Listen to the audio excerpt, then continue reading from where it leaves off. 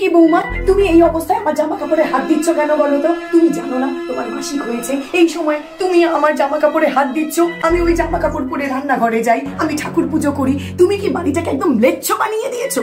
তোমাকে আমার জন্য আর এত কষ্ট করতে হবে না বাপু, তুমি রাখো তো, আমাকে আবার এগুলো সব কাছাকাছি করতে হবে।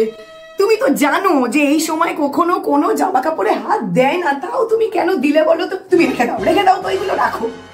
নিন, আমি আপনার জামা আবার জায়গায় টাঙিয়ে দিলাম, আপনি এবার নিজের মতো তুলে নেবেন। খুশি?